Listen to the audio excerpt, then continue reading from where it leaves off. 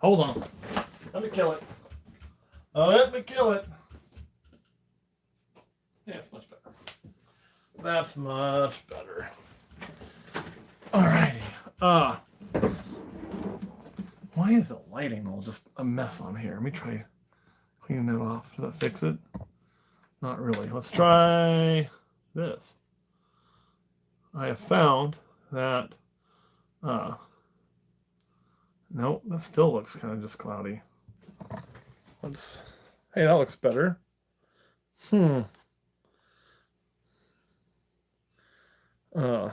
Yeah. What's going on, everybody? Hello, Martok. Now, see, that's good lighting. I don't want to face that way. Maybe now that that kind of got better. Not really. Why are we getting such a... Maybe if I... Hey, there we go. That's better. Sorry, the lighting was really bothering me. If I'm right underneath it, it tends to do a little bit better. So, as we said, what's going on, Jen? Is this the Jen that we all know and love who's loans us Kurt on the regular, or is this a different Jen? Ask this. So thanks for putting up with all the craziness. This also looks like it needs to be just there to be straight. Or maybe not. Maybe it's better the other way. So basically today is question and answer day, right? So good to see you, Mason. And the first question I saw was from AJ Garcia with thoughts on albino pinstripe. Nope, different Jen. Okay, well, welcome anyway.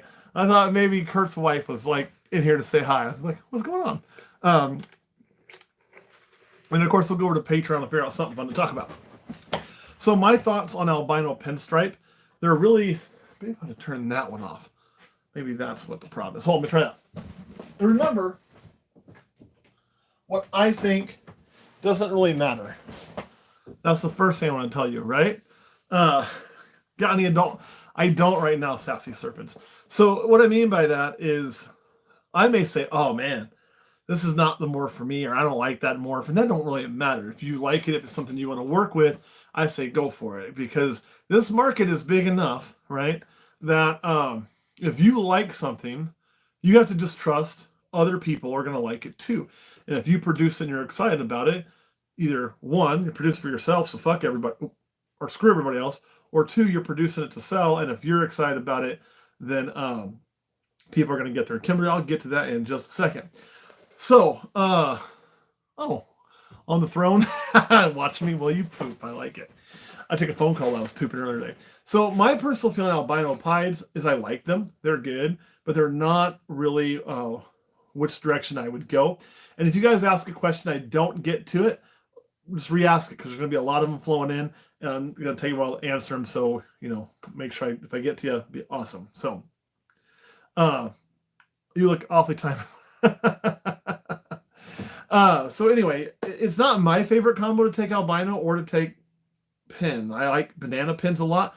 Thank you, Somerville Serpents, and that is definitely a way to get your question bumped to the top because we're all money horse here.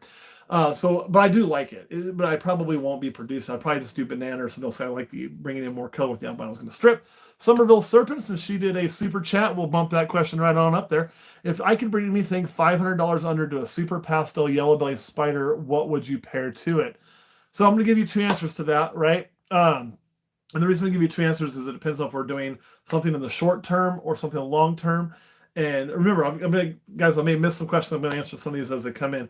So if we're going long term, I'm going to put something in there that has a recessive gene so I can make some of those heads. So if I'm thinking about generations down the road, I'd probably go with something, especially with those genes, pastel and yellow belly and spider. I'd probably go with something with Xanthic, like a pastel Xanthic, or even if I could get it, a fire Xanthic would be phenomenal to that.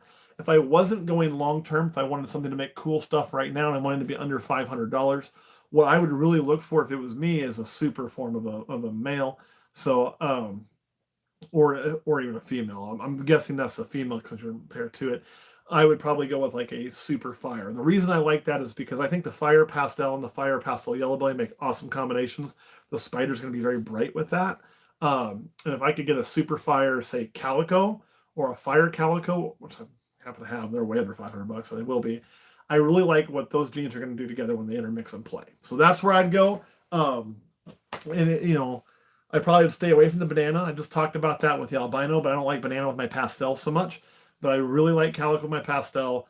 and I really, really like fire with that. So something along those lines. If you do the super, though, you're guaranteeing you're going to pass on a combo, and you're not going to, or at least a gene, and you're not going to make any normal. So that's one of the reasons why I would stick to a super. At $500, you're definitely going to get into supers. So I would definitely stick with something super if I could, or recessive.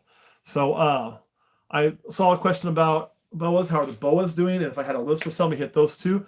Then I'll kind of pick up some more of these. And if I don't get to it, you may, without spamming, just have to ask again, or throw that super chat up there. I don't have a list that I make available to the public. We make the list available on YouTube. I will talk about, or on Patreon. I'll talk about the next Patreon list when I go to Patreon. We've got one coming up. I just got to sit down and make it. We've got all the photos done for a few and things like that. So Banana Calico Spider is smoking hot, I agree. So that's what. How are the boas doing? Well, the boas don't live here, so I'll be blunt, y'all. I don't get to see them that much. The last I checked with Kurt, they're all doing really, really good. We probably need to get weights on them. We need to get definite sexes on them and just confirm that. Because again, it's not something we work with. This is our first time working with boas, and I'm able to admit that, I don't know what the fuck I'm doing half the time. So we want to get some of that confirmed. And usually when it's something new, like the boas or these rattlesnakes over here, or the carpets the first time, I like to set on them a little bit just so we can kind of see how it goes and, that sort of thing, and learn a little bit before we pass those off. They're all doing good. We've all of them that were born, save one, which was born, actually, no, even the one that was deformed, which I do have a home for that one, is still doing well. I think they're all still doing well. So, okay, so let me get these two questions that are popped up here. And again, there's been a lot rolling in, so I'm going to hit them as I can. One would be, would you recommend a newer breeder using the spider gene in their pairings? That's a completely, I don't think there's anything wrong with it, okay? But you have to understand it. You have to know what goes on with spider. You have to understand what wobble really is and what it isn't. You have to understand, that most people in this hobby, myself included, think pairing spider to spider is going to give you problems. There's probably still a few holdouts that think that that's okay, but you're going to get a higher rate of death and deformity. So, and what you can and can't pair to it. If you do your research, I don't think there's anything wrong with a new person who uses spider. One of my first pairings was spider. I also love the spider. So, but I think you do have to understand what's going on there, Atomic. So that's kind of where I would be at. So, as for being disabled, well, let me get to the other question first. So I was going to answer that. It was my thoughts on positive testing for genetics before listing as a selling point. I mean, I'm not going to send off every shed to test for recessive genes. What's going on, Gatlinburg Hussey? And if y'all don't follow him, you should check him out if you ever thought about going to Gatlinburg, by the way. Really cool dude. And just fun on his channel. It's a fun way to learn about traveling to Gatlinburg. So the reason I wouldn't is what's the value in it? So if I got something that's 50% het albino, am I going to have it tested so I can say it's 100% albino to be able to mark it up a little bit and not recoup the amount of the genetic testing? The answer is no. I'm not going to do that. If I can, now if we're playing with something like, say, I'm saying, hey, it's possible het sunset, where if I get it tested, it proves to be het sunset, the value's there. And if I had 6 pos hets and I got 6 animals tested and 3 came back het and 3 came back not het, which is what you'd expect, right? That the value is there to pay for the genetic testing and then some, I'm going to do it. That's what's going to happen. So venomous snakes in Kansas. I want to hit that up. I just saw that from Charlie Brown. What's the rules on venomous in Kansas? From what I've seen, native species is okay. Native species are okay to a point. There's a limit on how many you can keep. Here's the thing, though. When you start getting into your laws on venomous keeping, okay, you can't just look at state law, okay? State law is going to get you in trouble every time.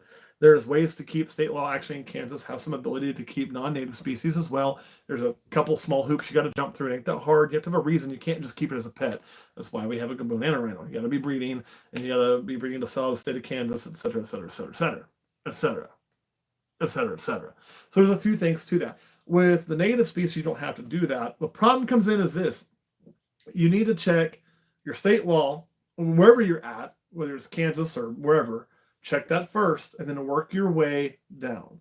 So you check every law, every place that would have the rule of law over you.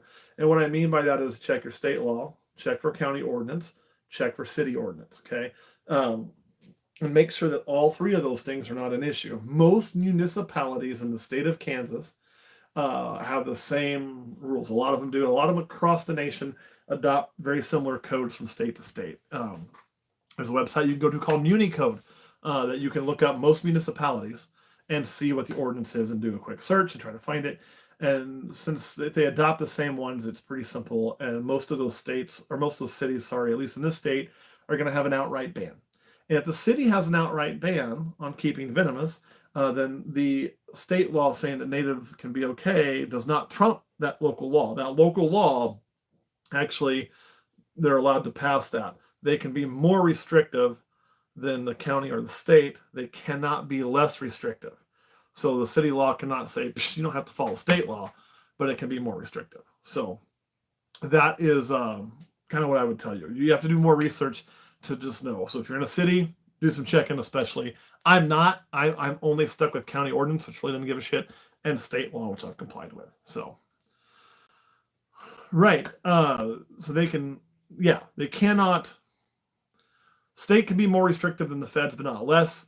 Local can be more restrictive on down, right? Unless they're starting to trample on what's considered constitutional rights, then which like we just had that issue here recently, not here in Kansas, but across the whole area through our appellate court, which is located in Colorado for our district. And they had a landmark decision. This is going to get way off track, okay? They had a landmark decision that came through that said that if you live in a city, and that city, like most cities did around here, would have a ban on, like being nude, okay? You can still do a ban on being nude. You can't be nude in public in most places. But what they changed on that was originally that ban on being nude in public, and like where I live, said that if you're a male, it couldn't show any of the genitalia, and you couldn't show, I believe, the cleft of the ass or the buttocks or however it was worded. But had to have your junk covered if you're a dude. Pretty simple, right? But if a dude's playing basketball with his shirt off in the park, that's fine. However, if a female was playing basketball with her shirt off and a sports bra in the park and things were flopping around there, that was illegal because on the female side, it said no part of the female breast can show. And the appellate court went and said, wait, you're trampling on the rights of these women because it's not equal. It has to be equal. It can't disparage. The law can't. So at that point in time, the city can't be more restrictive because it's taking away what's guaranteed as a constitutional right. And all those cities had to change that law or it just gets thrown out. So now, and everywhere where you live, if they allow a man to have his nipple showing, they allow a female to have their nipple showing. Equal rights, right? So that's kind of we kind of got into laws being more restrictive in cities. So yeah, that's why we're getting there, just because I was using that as an example from the Free the Nipple Coalition that had that case in Colorado. So pretty neat, right? So, all right, so I got that thing answered pretty well, I think. So somebody shoot me another question. I know there's a bunch more that came in, and then you'll get to. Well, Brittany Griner had pot in Russia, and that is against the law in Russia. So, yeah. Now, is the penalty politically motivated and over the top? Yeah. Pairing Xanthics to non-Xanthics, pros and cons. Well, it's really simple. As long as you know your line, right? I think it's fine. You're going to save a lot of money making your own hits. It's going to be a long-term project. I mean, that's how we started, but it takes forever. You got to be okay with taking forever. If you're going to pair, if you're going to do that, I would use, it just takes forever. So the con is that takes forever. Now we have some hets that we're using and we're pairing them to, we're not pairing the non-hets, we're pairing the visuals. But we will make hets on occasion that we will raise up. We've done that. So we will pair Xanthics to non-hets to make those hets and then raise up. But to start a project, that's a really hard way. At this point now, while we're doing that, we're making visual Xanthics and all other things. But like, I want to get Blitz in there. I want to get Calico in there. So I made the hets to do so. I want to get other genes flown in this. So we make the hets to do so. We make our double hets, recessive. And we start all of those projects without a het. So yeah. Fire SK Xanthic from JG, from JD. What would you put with her to start in the new project? Well, I like fire and pastel together. Okay, I think that makes a good Firefly Xanthic is really beautiful. And the line of fire that JD uses to do that, honestly, right now is probably one of the few Xanthic lines I'd say is better than mine. It would be the fire line that he's using in his. Now I've got another line of fire. It's actually his line of fire that we're going to be putting into ours to bring that up to spec, but the one I've got now probably isn't as bright of a fire. When the fire isn't as bright, it doesn't make as pretty of an animal. So I would really, if it was me and I had that and it was a fire Xanthic, I'd probably be looking for a super pastel Xanthic or a super pastel head Xanthic or a killer bee head Xanthic, something around those lines. But I really like the fire bee stuff and the firefly Xanthic stuff. So by using the super, I'm guaranteeing pastel. I'm only having to catch Xanthic, which if it's a het, I have to catch one gene, the other one's visual.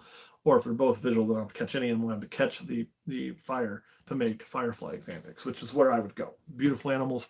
So that's how I would do that. And do I prefer the darks and pattern there in Xanthic or more the whites and very little pattern? What I really like, and then Alex, I've seen it a couple times. I will remember. So let me hit the boa collection. I saw Alex ask like 3 times. I don't have a boa collection. The only boa collection we got is Kurt's house, and he can tell you what's in there, but he ain't here. It's not a whole lot, and then we have the baby boas we're gonna get rid of. Now, I want to hit that one question I started and I left because Alex asked like 3 times. So, and I told people to keep asking, so I'm not bitching. That's great. Do I prefer the darks and pattern that are in Xanthic or more the whites and very little pattern? What I really like is high contrast, right? So for me, I like a lot of white with some really nice dark black.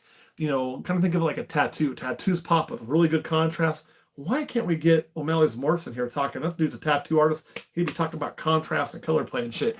Anyway, that's what I like. So for me, I want to lighten that up as light as I can and keep the blacks black. That's where we've started to push more fire into our stuff because fire helps with that. Fire pastel over super pastel. Although super pastel stuff's really, really nice. We want to bring more of that in. Some of the Blitz stuff I think can do really good because like the Blitz pastel look. So I think there's some patterns to go into there. I want contrast. In a perfect world, that's what I'm after. So knowing what you know now, what would you do differently with startup reptile breeding business? Holy shit. Now that's a loaded question. That's what I'm talking about. We'll probably do this 2 guys for like 30 minutes or so. What would I do different? Fuck, man, there's so many things, and here's the thing. Hindsight being 2020, I can sit here and say all this shit I would have done or this or that, but I wouldn't really change a whole lot because it's my story. I wouldn't be where I was if I didn't do some of those things. I wouldn't have learned the same way. I probably would have, though, I probably would have started the social media game a little bit earlier, which I started it really, really early because I wanted to share that beginning journey just to catch some of the early on emotions that I think I missed because I started after clutch number 1, I think. So I think I did. Maybe I caught clutch number 1. Fuck, I don't remember. So maybe that, and shit, man. Like, I wish I'd had more money to start, honest to God. We had to start very, very low funds. And part of that was just my situation at the time. So, yeah, I wish I'd have done that. And I wish too that I had a better plan. Right? I didn't have a plan. I had no direction when I started. And when I started it, my thought process was that I would work in my current field until I was 50. And I'm 41 for those who are keeping score. Excuse me, drinking soda. And then I would retire. And this would just be something to supplement my retirement, which at that point in time, I would have been able to count about 30 years in. And 30 actually would have been longer than 30 years. I had about 32 if I did that. And if I had 32 years in, the way mine would have worked, it would have been I'd have made about 75%. Then you add in some other shit that you get because you don't pay taxes on certain things, yada, yada, yada. I'd have been making like 80 to 90% of what I was making to not work. So the amount I would have needed to supplement my income would have been very small. And that's what I was thinking that this could do. As it grew, I realized I was going to be there much quicker if I wanted to be. And I kind of started thinking I wanted to be, and as much time as it was taken. So I got a plan and started moving that plan forward. So I could be farther ahead in my path had I had a better plan when I first started. So, all right. So then Chris Harvey asks, what's your thoughts on granite as a base gene? I saw somebody else ask granite or asphalt. I'll cover both those while I'm doing this. Granite or asphalt, I don't think it really fucking makes much of a difference. I've got asphalt. I mean, it's just what we ran across. So, so that's kind of whatever you prefer. As a base gene, it's all right. I mean, it's not gonna. ain't gonna like set the world afire. It's gonna look a lot like yellow belly. Make sure you're not getting a damn yellow belly. So be careful who you get from. Make sure, when you're seeing the listing, look at the pairings and make sure if somebody says it's gravel, that you know it's gravel or you know it's asphalt, and not that it says gravel / yellow belly, or someone will say gravel yellow belly. If it's a gravel yellow belly, it's gonna be a highway, right? Or a freeway, depending on which lane you're working. So just make sure you know what the fuck you're getting. There it was again. Make sure you know what you're getting. And if you do that right, you'll be okay. That would be my advice. It's not a bad base gene. It's not my favorite base gene. The only reason I really have asphalt is because I want to go into I want to get into freeways, which we did, right? And I also want to get into super asphalt. It look really, really cool. Granite. Sorry, I got way off. Good call. Good call, Super Snakes. Granite, I haven't really dealt with granite much at all. I don't think it does a whole lot, and I don't think it's recognized too well in combos. So I'm not going to use granite as a base morph. I've heard some things that's genetic granite. People think it's just kind of granite looking. So, et cetera, et cetera. That's why, yeah. As far as a Western Diamondback being native in Kansas, but again, just because I say it's not my favorite thing doesn't mean it's shitty. You guys gotta remember that. Like, we're all going to have different opinions. That's okay. If you want to use granite for a base gene, man, rock that shit out. Do your thing, and it may work out great for you.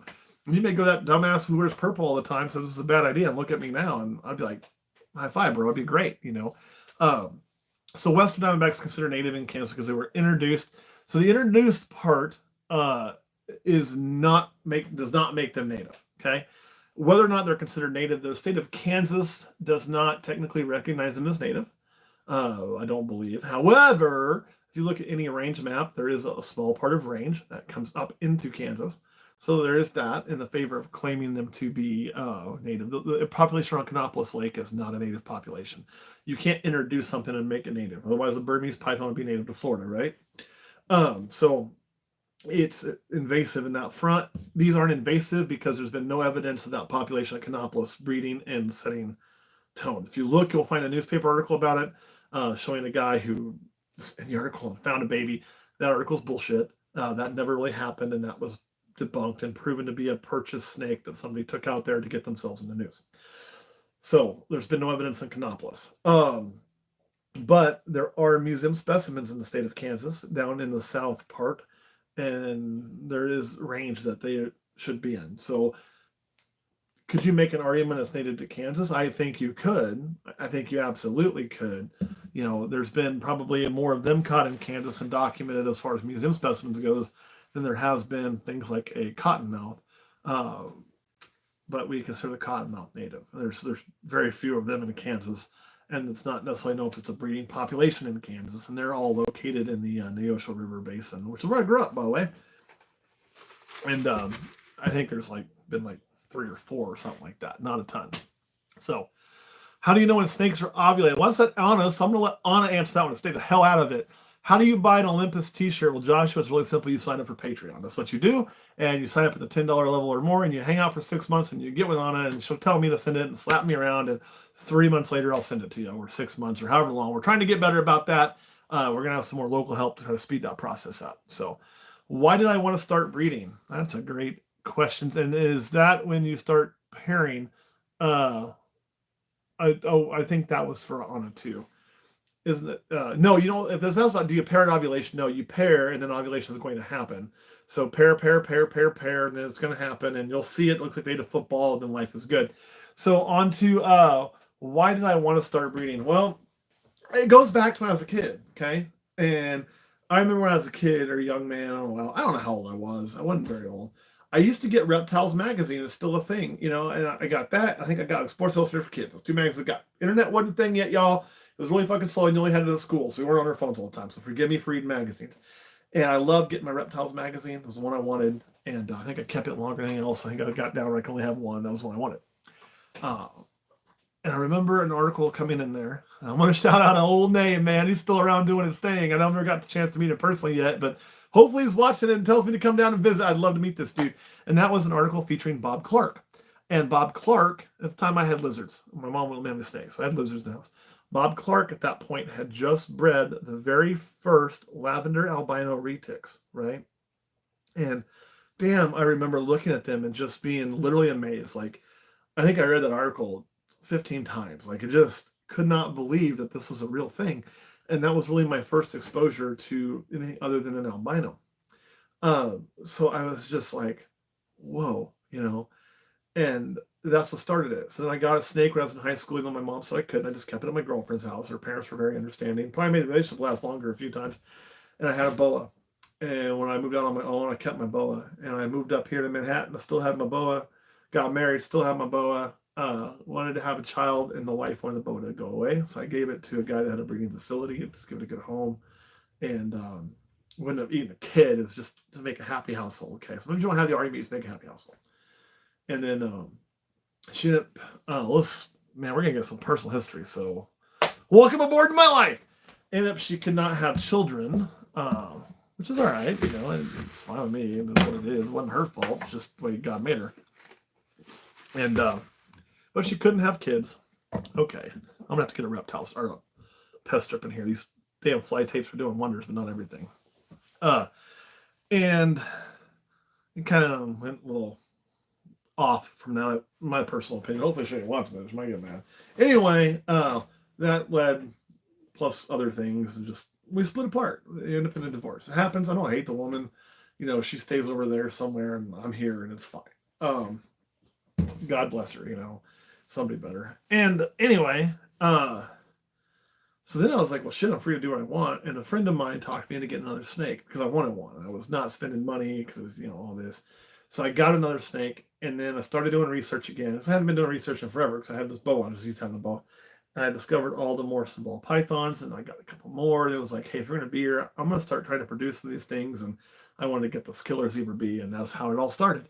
And that was somewhere probably around 13 or 14, if I was trying to remember. So it has actually hasn't been that long, probably actually 11 or 12. I don't even know when we got divorced. I know I bought the house I'm in 15, and I produced my first collection in 15. So there you are. I mean, it's not been a super long career for me as of yet. It's going to get longer. I'm still here. Everybody said I'd fail, kiss my ass. And a lot of people did tell me that. A lot of people whispered it. A lot of people said it. A lot of people, whatever, and that's what I'll tell you. Everybody's going to tell you you're going to fail. They can kiss your ass. You'll be fine. But that's kind of how that all started. And then first time I heard of Bob Clark. Well, I want to get to that one because that's interesting to me. I was like 10 or 11 years old. Yeah, Bob Clark's done so much shit, right? So, Marcus Scoping Down is naturalist. True. What's my thoughts on bringing a male pastel cinnamon head albino to a female Inchi fire? Well, head albino's kind of extra on that. You're going to be making pos heads. It ain't going to do you any good. I mean, it may help sell them a little bit, but then a lot of pos head albino. But the pastel cinnamon and the fire Inchi is going to be really nice. I do believe it may be cinnamon / black pastel and Inchi that may be allelic. So you may get some, I think those two that are allelic. So you may get some, acts like a super stuff out of there, which would be really cool. So I think that's the ones. I'm going by memory, so if I'm wrong, Alzheimer's brain. Our Discord is awesome for questions. Yes, honest, shouting out the Discord on the Patreon, and I can't recommend that enough. I'm not on there as much as I should be because I'm busier than hell, but the people on there do a great job. It's a great community, and it's worth throwing $5 at, I promise you. I've produced my first collection in my first year of pairing. I did, but that was not, when I say my first collection was in 2015, I guess I should, I want to make sure I'm actually honking my horn. I guess I should have my first surviving clutch. I actually began pairing in 14, I think it was, before I bought this house. I know I was in my old house, and I did produce a set of eggs. I had 2 females. One of them went, and I got fucking 6 or 7 eggs. I don't know. And this is what I'm talking about, some of the raw emotions I didn't catch. That I think would have been cool to catch. Anyway, I killed them all. I fucked it up. I had done a ton of research. I was really prepared, man. Like, I was prepared. And the research and experience, that's where I learned that. It's 2 separate things. You can have all the knowledge, read all the stuff, follow everything you can, spend hours upon hours upon hours upon hours doing research, but you have no experience. You're not ready for things not to go exactly as it says it should. In my case, it didn't go that way because I chose my way of incubating based on simplicity using Hatchite, and the Hatchite needed more moisture. And everything I'd read, so when you add the more moisture, you should see the eggs kind of pop back up. Well, they didn't. They stayed kind of sunken in. So I kept adding moisture and it ended up drowning all but the one on top. The one on top went uh, full, almost full term. We cut it at full term. It was July 4th. I'll never forget that. I was thinking it's going to be born on July 4th. And it had died in the egg probably 4 days before we cut it. So that was my first experience. So my first experience wasn't so awesome. My first experience was a kick in the balls, and Olympus almost never existed because of that day. And I wasn't married yet, I don't think, but I was with my current wife. And as I was feeling sorry for myself, but for those who know me personally, I don't spend much time feeling sorry for myself.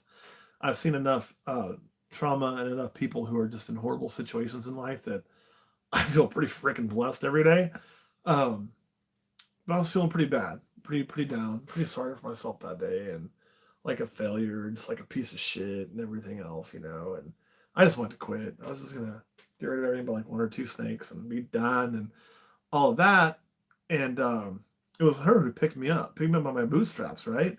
And told me, that's not who I am. And, basically to suck it up, buttercup, and get my shit together in a very friendly way, because she's a much nicer human being than I am. And so I did. And now here I am. So truth be told, all of this, none of this would exist without having the right person at my side. So when people ask about that, I always tell them, your wife or your spouse or your significant other, they don't have to like reptiles. My wife doesn't like snakes. I mean, she tolerates it. She'll help me if I need help. But she's not like, oh, let's go work in the snake room today. Woo, But if you don't have that supportive person behind you, it's hard. It's very hard. So that's why I'm here, right? She did give me that push really hard, more of a kick right in the ass. So, thank you very much. I appreciate that. So any more questions to come in? And this is something we're going to do a little bit more of, by the way, just random questions and answers and random things like this. You're going to start seeing more Olympus content get pushed out. We do have single gene females, albino issue that she's only a year old. Gotcha. So then using the male, getting something else going until you hit that, no big problem, but you're on the right path then. I just bought a male banana Inchi Wookie and have a bunch of females that could pair him to some clowns, pines. So my question is, who would you breed him to? Well, it all depends what you want to make. I mean, the highway is probably not a good pairing for him because you need to get like a ivory in there or something, so see what you're getting. Leopard pastel might be pretty cool. They got banana. I don't like banana, but the Wookiee's neat. I mean, I've never really worked with Wookiee. I mean, you'll be making hits on the other stuff if you want to work some long-term projects. The male's a good, powerful male, so you can't really go wrong, to be blunt, How can I get started again breeding ball pythons when I rent a house where the landlord doesn't allow snakes? It's really simple. You're kind of fucked on that. I mean, and that sucks, but you have to have a place where you can do it. You don't want to be in that position where you're renting a place and you're trying to hide 30 snakes and the landlord finds out and then you're getting evicted. That part really is really difficult. So if you really want to get into it, Sheila, and you're in that point where you're going to be renting and you can't purchase a spot, I would look for a landlord that's going to allow that. The problem is still most people who are renting, myself included when I rented, you're moving every couple of years. So there's that. But or get somebody you can work with that has a place that wants to do it with you, where you can kind of work together in a loose partnership that makes sure it works, where you can breed off site. That would be something you could look at. Oh my God. Whew, that hurts, Tesla's geckos. That hurts a bunch. Oh, that's heartbreaking. And it does make a difference, so when they're supportive, like you got to have that. You really do.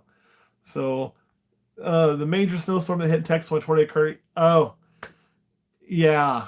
And so you found a way. And that's another thing too, is that's when experience comes together. And maybe there's your first question, you didn't have experience to do the first question, but you had experience in life to know, like, hey, I'm going to figure out this problem using hot water, doing this or whatever you need to do. So congratulations. I mean, that's where experience helps with research, I guess. So, okay, I got to get back to the bottom. There we go. And yeah, Canova's a good spot to look out for Wookiee stuff. Canova, like, that dude's going to have, I have this much experience with Wookiee. I don't own any. It's cool. I thought about getting into it. I haven't done it yet. Canova has a lot of experience with the Wookiee, so Canova would be a great spot to look at for a Wookiee. And that guy also has a very good eye. Either he has a very good eye or he has more snakes than I realize. One of the two, where he's really good at seeing what's going to go together and how it's going to come out in ways that it hasn't really gone together before. So, he's going to be really going for that. So, yes, give me a lot of thumbs up. Spread all this doing you can, because honest to goodness, for us to succeed in June, or starting in August actually, because I work through June. I'm disappearing off of most of social media, except for some pre-recorded shit in July for a while. Don't worry, Patreon, I'll have stuff for you. I'll still be hitting you guys up as long as I have good net service wherever I'm at. You'll get to see my adventures as I reset my brain and I reset my body and I reset my, I don't know, whatever you call it, recenter myself, I guess, if I was into yoga or some fucking new age shit. Although there is some truth to that. That's what I'm going to go do.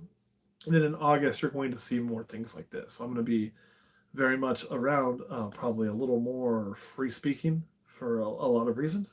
So I'm really looking forward to that. And you may even see us branch out into things beyond reptiles for some social media that I've got some in my brain. But we'll go when we get to that. So do I ever want to get off my lower end stuff and focus on higher end? Well, Ricky, that's a great question. And if you ask me today, I'm going to tell you, no, that's not, and I'm not sure what Garrick. Oh, that's what you talked to Garrick, same guy. Okay, gotcha.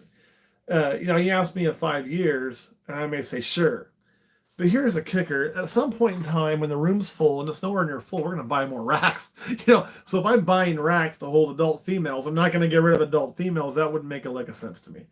But eventually, yes, we will get rid of some of the females who are on the lower end per se. But I'm always going to choose my additions where I personally want to make a range of animals. I don't want to focus solely on high-end animals. I want to have that, right? And I want to have some in the mid-range, and then a handful of really affordable animals too. I want to, if a customer comes to my table or comes to me, I want to be able to help them. I don't want to be the guy that's like, yeah, get the fuck out of here because I don't have anything for you. I think when you get those customers early on, they're going to be your customers longer term, especially if you treat them well, and you're honest with them and you're open with them, and you start to build that relationship. That relationship, to me, makes a difference on a higher end animal. Now there are people, and I don't really necessarily think I'm one of them, but maybe I am. Hell, I don't know. Who have enough name recognition in the industry, and the reason I don't think I'm one of them, I guess, is because truth be told, I've only been doing this for the amount we talked about earlier, and I think that's part of why I don't see myself at that. But my name is out there quite a bit because of this. But where they could do that, and they're going to instantly have a new customer walk in to the hobby, find out who they are, and have faith that that person is going to be knowing what they're doing. And Garrick, you mentioned Garrick. For those who don't know who he's talking about, something like Garrick DeMeyer, I'm sure. And Garrick's been at this forever. That's a great example of somebody who would be like that. I think of every name we've mentioned would have that name recognition in the hobby long term. Garrick DeMeyer, Bob Clark, Canova, although I still think of JKR. But also it was mentioned for if you're into Exantic, you're going to know who JD Constriction is, or you should. So like those names are going to have that credibility already. Well, it's really hard to be focused on only high end, expect to sell 300 snakes at a couple $1,000s a piece, which is what we want to be producing. Actually, I'd like to produce somewhere in the neighborhood of 500 to 600 snakes a year eventually, and when nobody knows who you are, or when very few people know who you are. So I want to help all levels. So that way, those people who come in and they get that first snake, or they get that mid-tier snake, they're going to trust me when they want that high-end snake because they bought from me before. And whenever there is a problem, I'm going to make it right. Or whenever there's, whatever, I'm going to do my best to make it right or give good service. Great example is, I think he's on here. I talked to him, saw him earlier, was I screwed up a snake for somebody that I just noticed today. Who's Melt from Mana. And I contacted him and already fixed this. Hey, this is what happened. I'm human. I fuck shit up all the time. Here's what we can do. And you always try to go, like if I'm selling this and it doesn't go well, I try to go to this when I replace with, or at least this, but if I can, I try to offer more for my mess up. So this is, that's who it is. I wasn't going to call him out, but thank you, Martok. I'm glad you're very, very pleased. So, and that's just, it was a mess up on my record keeping is what it boiled down to. So, I mean, those guys can do that. I think it'd be better than like I can, or somebody just walking into the hobby. And I want you to think, if you're purchasing and you're looking at two snakes that are the same snake, and they're both, let's say they're the same genetics, they both look good in pictures. One's 3,200, one's 3,000. Okay, it's a couple $100 difference. If you're investing over $3,000 on this, one of them is from a name it's from JKR, and one of them's from I just opened yesterday Reptiles. Who are you buying from? I'm going to buy from JKR. One, because I know if there's a problem, JKR is going to be there tomorrow. I know JKR can afford to refund me if it dies in shipping. I know those things are there. I just opened last night. I don't know, So that's why some of those guys can make that switch. But me, I'm always going to want to operate at all levels. I feel like it could change, but that's how I feel. So trying to idea a clutch of Bumblebee combos that have both Inchy and Blade in the mix. Oh, so that's why I don't work Blade right there. And I'll be blunt, I don't own anything Blade. If I do, I don't know it's Blade. And I've stayed away from Blade just because when I look at Blade, I'm not it doesn't jump out at me. And for me to be able, I want to be able to be pretty good on my identifications. You're never going to be perfect. You're never going to miss some shit, or missec some shit. Sorry, Anna, I owe you too. I'm going to make that one right. After 3 years, why is this thing not breeding? Maybe we should resex that one. Ah, shit, But it's. I really, unfortunately, I can't help you on the Blade. Long grayling heads might be a good indicator, but if you're working spider and you have a nice reduced spider, it may not show up that much. So that's it. And yeah, sorry. It does happen. Speaking of which, let's see. This is a day where Matt talks about his screw ups. I'm talking about how I screwed up my records and had to fix that with Mark Talk. How I killed my entire first clutch, and how I sold Anna, who's one of my favorite customers, been with me a long time, and I also on Patreon a male instead of a female. I called it a female, but it had micropeens. Sorry. And I've also bought snakes. And that's the thing. I'll tell you guys, when you screw up, this is one thing I want you to understand. Thank you. From Canada there. When you screw up, don't look at it like everybody's like, oh fuck, I fucked up, man, that sucks. But then think about it. Flip that script a little bit. Okay, think about it. You have an opportunity, right? When you mess up, you have an opportunity. When you trip on your own dick, or however you want to. Oh, it's got good ones now. What you can do is you have a chance to, go above and beyond. You have a chance to offer good customer service. You have a chance to be a stand-up individual. You have a chance to own your mistakes, And I think every time you own your mistakes, you're going to buy some credibility. Like a great example of this is, I put out a video not that long ago, and we, especially this time of year, for whatever reason, I always am fighting these damn little gnat flies in Kansas because it's just warm in here, and this house, honest to God, isn't sealed up that well. Plus, there's right now, full baby racks. There's probably 300 animals in here, and they poop and they eat, and occasionally a rodent gets killed not eaten, and it's there for a day. All those things that lead to that. And I don't like to run a lot of chemicals in here, so and we were going through some animals, and I had one I showed, and there was some damn fruit flies on it, and the small fruit fly on a video can look different. I mean, that's okay. I don't mind people asking, and I tell them now that's what this is. And because it wasn't a live film. If I ever caught a snake and we're filming and it's got a night issue, I'm not gonna film that snake. It's pretty simple. It's cut. Come on.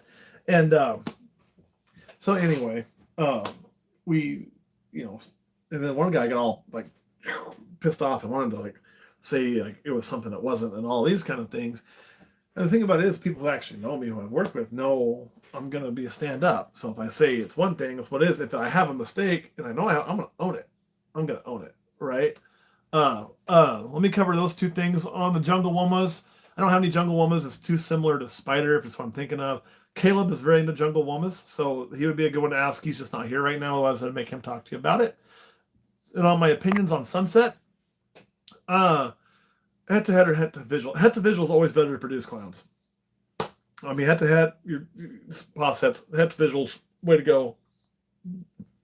It's not to be visual. So my thoughts on sunsets, and I'll get to RI. I have rented that on a small level. I don't have a lot of RIs. I've had a couple of them over the years, um, and they've all been very minor. But on the sunsets, yeah, I haven't priced sunset in a while. You know, yeah. So if it's not the same as Hidden Gene Woman, Spider, and all that stuff, I know Caleb's into that. I haven't worked with it, so Caleb would be the better one to ask. He's big into Jungle Woma. It hasn't really done much for me. I've got enough tools to play with right now. But shit, I was onto something and I totally fucking forgot what I was on to. It wasn't that one yet. Oh, Sunset. That's what it was. I haven't looked into the prices lately. At first, I mean, when they first came on the game and they were running 30 grand and all that kind of thing, that was not where I was in my breeding program. I still would be hesitant to invest that much in a single snake in cash. That's a lot of cash for me. Maybe not for some of y'all. It's cool if your wallet's fat like that. More power to you. And I don't want to have debt in my business investments for the most part. And if I have debt, I want it backed up by something real, something insured. And we can say a snake's real property and it's got value, and there's truth to that. But if I invest $30,000 in a sunset and it proves to be infertile, I'm not going to sell that animal to somebody and lie to them. Or if, God forbid, it dies, then I have nothing, right? And again, that's the truth of the matter. So the only thing we carry debt on is our home. And when I say our home, I mean the snake's home. And this is, I mean, the debt's so small compared to the value of the building, I don't really care. So that's my thought. That's why I'm not into it. Now, if the price is right and I was looking for a new gene and I wanted to go that route, I would certainly go into Sunset. I don't have anything against it. You know, I think Brian Cusco did it pretty smart when he did it early on. And what's going on, Shar? And he bought a couple possible hits, so he got into it really cheap, took a shot, and bam, he hit one. So more power to him. If I was going to get into it early on, that's probably how I'd have done it. That'd have been a lot better investment to stomach, but that's a gamble. You know, that dude rolled the dice, and sometimes you roll the dice, it comes up for you, and, you know, good for him, right? So, and there's no tips on doing a Galver shell, but you ain't going to get it 100%. So the best thing to do is use an ivory to make those freeways or use a super gravel. Oh, something about desert. Yeah. So the females, from what I understand, and remember this, okay, we've got to cover this. Desert and desert ghost is two different genes. So technically you could have a desert, comma, ghost, and you can have a desert ghost. Desert ghost is fine. Anything with straight desert in it is bad. The females have binding issues with their eggs, and they all go egg bound and they all die. So it just tanks it. The value's not there, so no breeder works with it. So that's kind of what killed Desert, right? But it also fucked with Desert Ghost. Desert Ghost ain't new, y'all. It acts like this is some new craze. It's not. It's been around quite a while, but people were confused with naming, so it took a while to take off. But Desert Ghost is perfectly fine and beautiful. So it's 2012. There you go. This has been around for 10 fucking years, you know? And people act like it came out last week. So I don't get it. I have it. Can't wait to produce it. But this always makes me laugh when it's like, oh, this is a great new thing. It's not. It's been around. It just took a while to take off because people see that Desert Ghost and it sounds like it's a desert comma ghost or confused with the desert name. And that's why we as ball python breeders need to fix our naming issues. But we're all going to keep doing it because marketing makes money. Hellfire. That's the truth of the matter. So, all right, guys, just a couple more minutes. Then I'm going to get off here, hop on Patreon because I promised my wife I'd be home in a decent time to have dinner with her and watch a TV show or something before she has to go to bed. So you can go as a pet, not a breeder. If you have no intent to breed and you're not breeding that female, there's absolutely nothing wrong with it. You know, it's only when it's bred, right? And people did lose lots of money in desert. And that's the thing, too. So when that happened, you know, that kind of two things happened back to back in the reptile world that people got fucked on a monetary point. And one of them was desert, okay? And then another one was banana, because banana tanked really, really, really fast because of it being sex linked. All these males getting produced, the market being flooded with males, and then it just drove the price down quicker than usual. So bingo, Martok. Martok's on it. That's why I like you, dude, because you're talking the exact same language I'm talking. Went from $200. Like, I mean, that's the reptile market's been fucked lately. We're getting back to normal now. You watch, we're gonna reset. Whole world's getting back to normal eventually. It's gonna be fine, but it's not gonna be in the sky is falling. It's just it'll be fine when it does. But those two things, and people got a little gun shy on some things. So that's why I think, there was a lot of people really gun shy on Scaleless earlier. When it kind of went dark on information, oh man, it just boom, it was bad. Automatic had to be bad. Didn't mean it was, and I still don't know on that one. But you started seeing that thing. The same with sunsets. It took a little bit harder to take off. So, I think it's easier in bins personally, and I think it's easier in bins simply because it's a dark place. They're going to be in a more, it's not very natural, but it is more natural than a big glass cage. Everyone's like, oh, this isn't a natural environment. Yet the big glass cage where they run into an invisible wall apparently is natural, right? I mean, come on, people. But I think it's easier in bins because it's more secluded. You tend not to screw with them more. They tend to be less stressed. Those certain things. So, what would be your ultimate combo? What do you want the most? Think is the coolest? Oh shit, man, that's I don't think I've seen it yet. I know that's a cop out, right? But I mean, like, there's so many things I'm working on that I think could be badass. Like, like I said, we're bringing that other line of fire that's from JD into our Xanthic stuff. I'm really excited about that. Like right now, I have a super fire pastel head Xanthic that is JD's line, bred to my in-house produced zebra female, which it's gonna be fucking phenomenal, right? White purple, I'll get to that. And so that's really exciting because we can do down the road. I'm really excited about some of the Blitz stuff we're doing. Those are just kind of there, and that's a part of Wyona. I mean, so yeah, there's just a lot. There's so much that changes on a daily basis. So yeah. So why purple? Yes, I am a huge K-State fan. Go Wildcats, for those who don't know. That means if you're a Jayhawk fan, I'm sorry. I can still say that's football season. I know basketball's coming, but it's tank time. We look pretty good. So that's one reason. The other reason was just because it's a couple things, they do link back to K-State in a lot of ways. When I named the company early on, I said I was going to do this, I named it Olympus. And that name and the slogan of Own the Gods, which we don't use too often, but it's in there, that tracks back to my very first pet lizard, who I named Zeus. And I named him Zeus because I got him. I was about that age, or studying mythology in school. Okay. And so I named him Zeus, and I kind of just started a trend. And about 47,000 other people have that trend. It's not original at all. I know. And so when it came time to name the company, I was kind of trying to harken it back to my original lizard, my little green and all named Zeus. And because that's what really, we wouldn't be here without him either, right? If I didn't get to keep that first pet lizard when I was a young kid, this probably doesn't exist. That's the truth of the matter. So I wanted to name something that kept me balanced with him. And Olympus, since that's the mountain that all the mythological gods live on, Mount Olympus, seemed like the proper place, the proper name, and Own the Gods seemed like the proper slogan, because that's what we were going to theme everything off of and names off of. So then when you get into that, the color purple did a few things for me. And what I mean is, it harkens to where I'm from. I live in Manhattan, Kansas. For those that don't know, a huge K-State fan. I'm also a big Minnesota Viking fan. So all those things, purple, right? And with K-State being right here in Manhattan, everything in Manhattan is purple. So it wasn't just a call out to my favorite sports teams.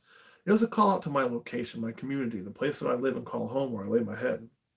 And on top of that, too, the color of royalty is traditionally purple, because the dye was so damn expensive back in the day and how it had to be made way back. So with purple being the color of royalty, it was also the color of the gods, and when it was depicted. So the color went with the name, and it went with the location I live. And so it seemed like the perfect color for what I was doing.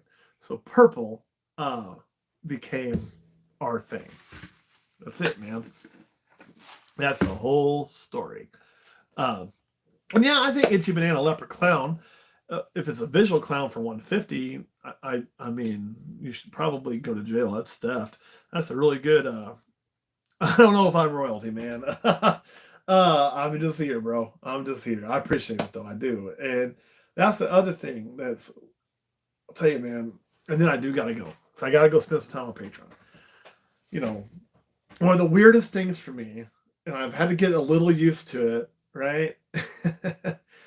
is when we started this YouTube, we thought, well, maybe. I mean, the original thing behind it was, well, maybe people will come across our videos, and then if we're selling at a show, they'll be like, those guys look familiar. Like maybe I've seen that somewhere, and just almost subconsciously be more comfortable. Trust, we were just looking for a little edge, right? And some of the stuff took off, and here we are today, 60,000 plus. Oh, the RI. I will cover the RI. So that's a good call. I forgot about that. Squirrel. And it's, um, it took off. So it did give us that. But then we would travel places and like go to a show, or go to Florida to have people like, I've had it happen when I'm not doing reptile stuff. Not very often. It's pretty sparse then, thankfully. But uh, I wouldn't want it to be all the time. It's kind of cool when it happens, but I wouldn't want it to be constant. I couldn't imagine being truly famous. That'd be weird. I wouldn't like it. But have people like want to like talk to, like they talk to you like they know you, and I've never met them before. And it's really strange that you're so open that these people feel like they know you.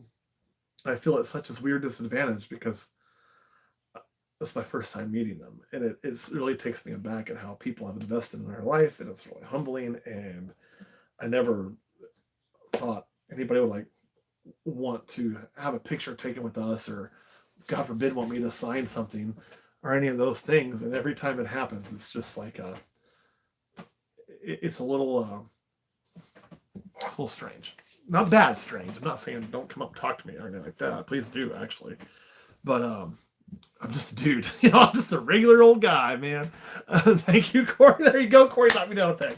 I'm just a regular old dude. And so it's just, I mean, and I want people to know, like, you come talk to me. This is what you get. What you see here is who I'm going to be. I'm not going to be any different. And come say hi, have a beer with me, hang out, whatever. It's cool. Like I just want to be, I like talking to people. So, but it was a weird experience the first few times. So, thank you. I appreciate that. So on to the RI, study exercise. So the first thing I do when I get any signs of RI, and it's been very, very successful. There's a lot of things you can do. I mean, people do some like some solution that they fog in there, things like that. Is so if you think about bacteria and viral loads and what our bodies do when we get them, they run a fever, right? They make our body not a proper place for that to live, breed, and continue. So if you catch that early enough, which is what we've always been fortunate, I've never had an RI cause me any major issue or death or anything like that. What we do is I will take that tub, because all these tubs are set on substrate, everything else. That is the only tub that I will take and I will run on paper towels. The reason I will do that is because I want to clean all that out, disinfect, I want to clean the environment. So we do that so we can monitor it. We can also monitor, make sure they don't puke up anything. And then that tub is going to have a higher hot spot. And you will find they will go lay on that heat most of the time. And they're going to raise their body temp past what they normally would, because they can sun for longer and move off. So instead of their cage being 90, 88, 89 to 91, it's going to be more like 94 to 96. And they're going to make it not a happy environment for that. And they're going to help take care of themselves that way. And we're going to make sure we clean out any bacteria gets in their mouth, feel mouth rot. Just keep it clean. That's a big thing in that. Now, if it goes beyond that, you can try the Brian Barczyk fogger method, which is pretty successful too. I've never had to use it, but I know people who have used that and have been very, very successful. This is the RI I'm talking about, Brendan.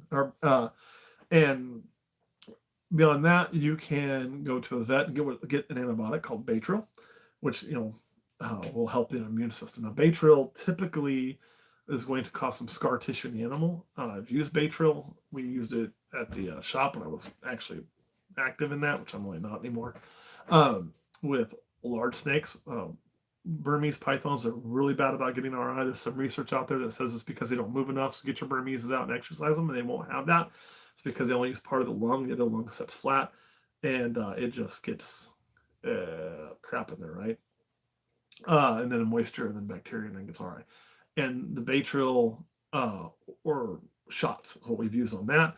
There are other antibiotics out there too. Baytril is just a very common one, and it was one that our local vet would prescribe, so we could just have on hand to use. But that Baytril is going to cause some scarring. So the other ones may not cause as much scarring, and you have to dose it correct because it's a horse antibiotic. So keep that in mind. And you said you had a question. What was it? Bad and boogie reptiles.